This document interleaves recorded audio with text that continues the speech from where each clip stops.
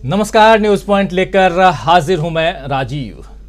तो देश की राजनीति में इस वक्त एक साथ कई मोर्चे खुल रहे हैं और खुले हुए दिख रहे हैं, कह सकते हैं।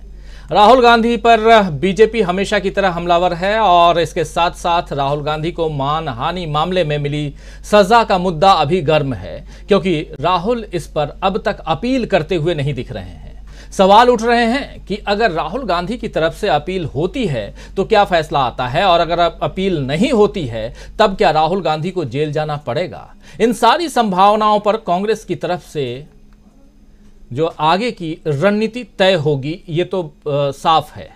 वैसे भी कांग्रेस अभी भी राहुल गांधी के चेहरे को आगे रखकर ही सारी रणनीतियां बना रही है, विपक्ष को एक साथ लाने में जुटी हुई है। और उधर बहुत से विपक्षी दल कांग्रेस के साथ खुलकर खड़े हैं, तो कुछ अभी अपने पत्ते पूरी तरह से नहीं खोल रहे हैं। कुछ खड़े हैं और कुछ अपने पत्ते खोल नहीं रहे हैं। जैसे ममता बनर्जी को बीजेपी से नाराजगी भी है, लेकिन कांग्रेस से दोस्ती उन्हें मंजूर नहीं है।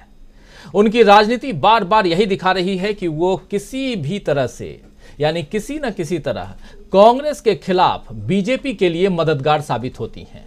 जैसे अभी रामनवमी पर हिंसा के बाद पश्चिम बंगाल में फिर से मुस्लिम तुष्टीकरण का मुद्दा उठने लगा है, तो बीजेपी को फायदा दे सकता है। और इधर अरविंद केजरीवाल की रणनीति भी जो है अभी पूरी तरह से साफ नहीं है। उन्होंने राहुल की सजा और संसद की सदस्यता रद्द होने के मामले में तो कांग्रेस का साथ दिया, लेकिन अभी पीएम मोदी की डिग्री और शिक्षा को लेकर वे जिस तरह से हमलावर हैं, क्या उसका फायदा उन्हें मिलेगा या फिर ये बात भी बीजेपी के पक्ष में जाएगी, ये भी विचारणीय है। क्योंकि पीएम मोदी खुद कह चुके हैं कि उन पर हमले उनके लिए टॉनिक की तरह साबित होते हैं। तो क्या केजरीवाल भी मोदी का टॉनिक बनना चाहते हैं? और खुद बीजेपी क्या चाहती है, यह भी बड़ा सवाल है। 2024 के लिए आखिर उसकी झोली में, यानी बीजेपी की झोली में क्या है?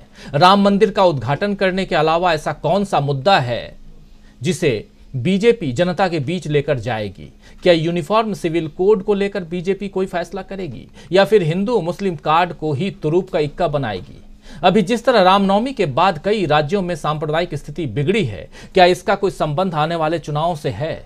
आखिर 2024 का नैरेटिव किस तरह से तैयार हो रहा है, इस पर चर्चा करेंगे। लेकिन चर्चा की शुरुआत करें उससे पहले आइए कुछ बयान आपके सामने रखना चाहता हूं।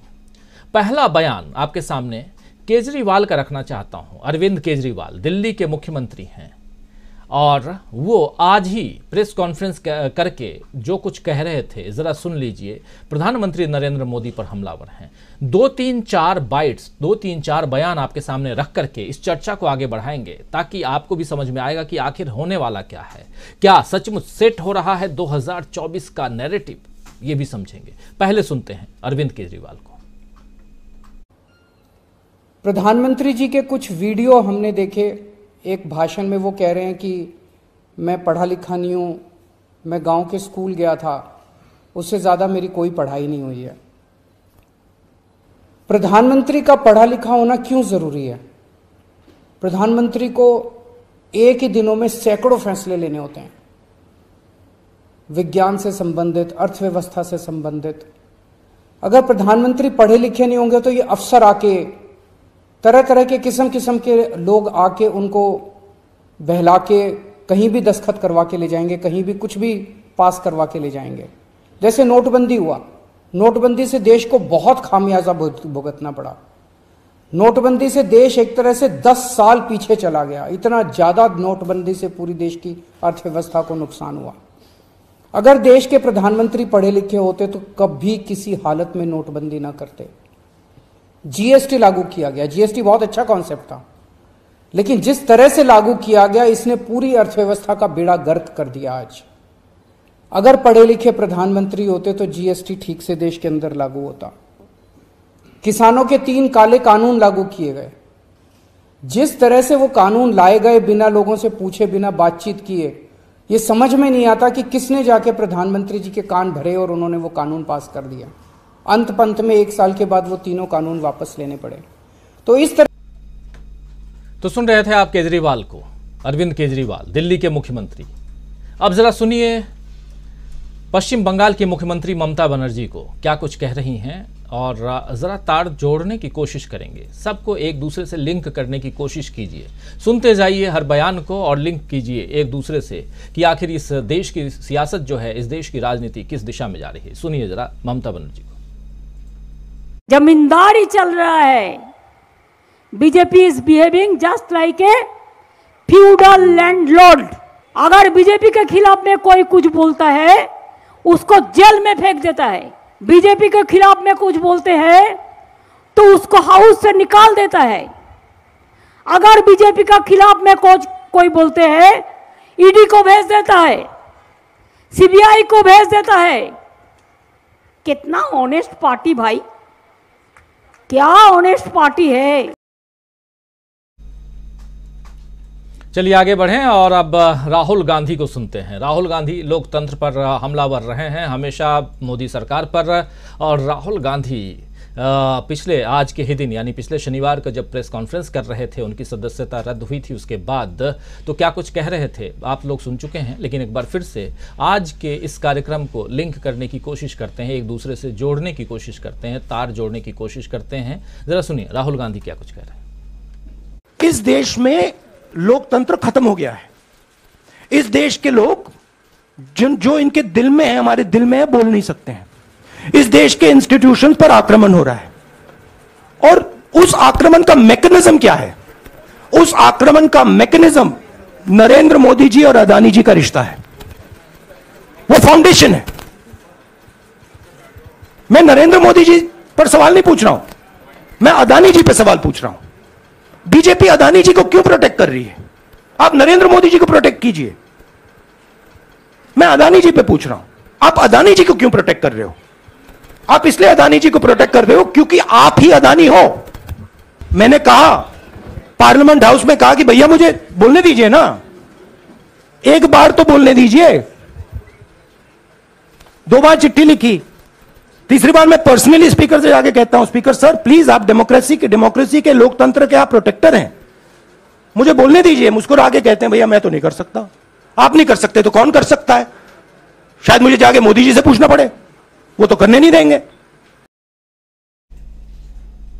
तो अदानी, मोदी, डेमोक्रेसी, ये तमाम बातें राहुल गांधी कर रहे हैं। यहां पर अब जरा मोदी जी को ही सुन लेते हैं, जिन मोदी जी पे राहुल गांधी कह रहे थे।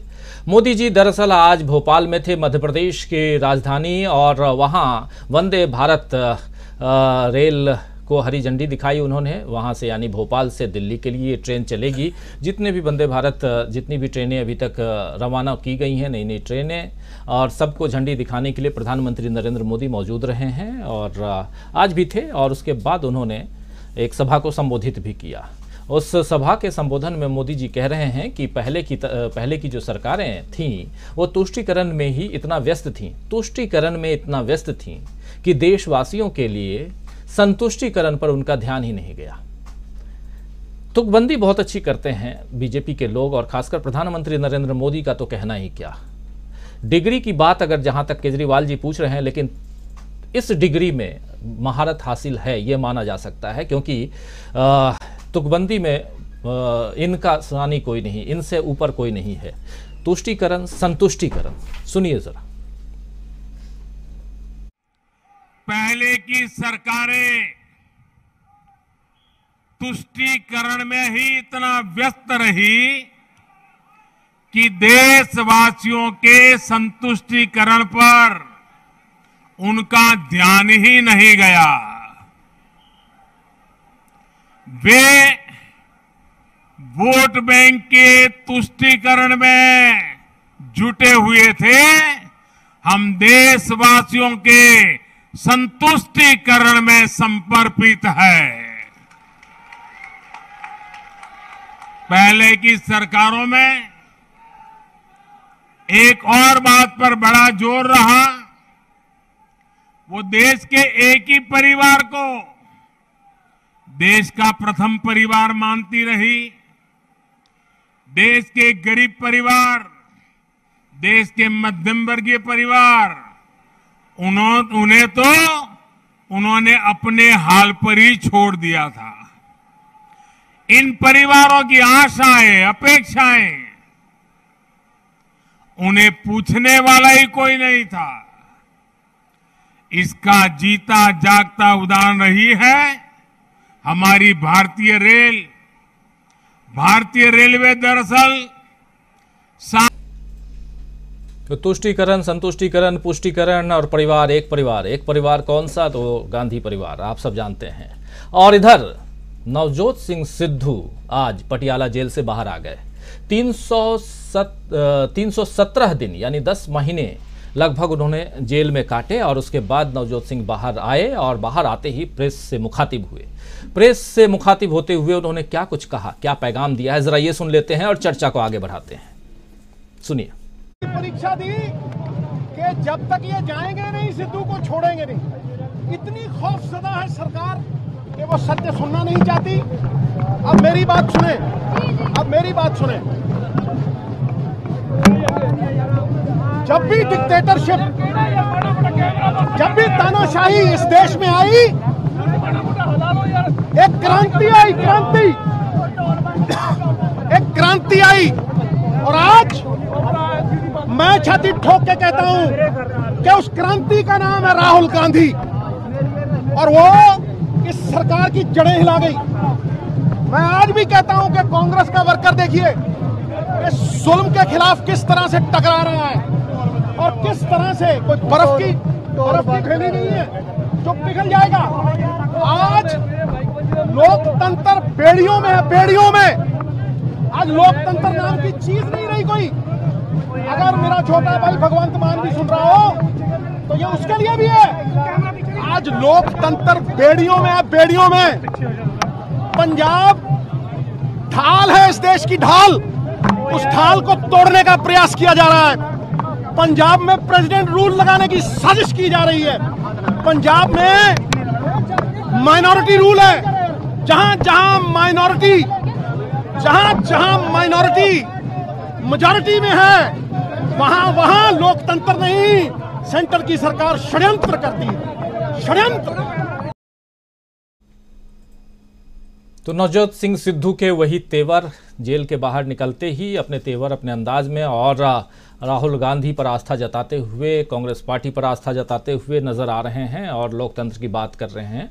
ये सब आप सुन रहे हैं नवजोत सिंह सिद्धू। आगे की राजनीति क्या कुछ होगी, ये समझने की कोशिश करते हैं।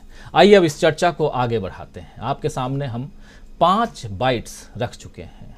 पहले आप सुने अरविंद केजरीवाल को, फिर ममता बनर्जी को, फिर राहुल गांधी को, फिर नरेंद्र मोदी जी को और आखिर में नवजोत सिंह सिद्धू जो अभी 5:45 बजे बाहर आए हैं पटियाला कोर्ट जेल से।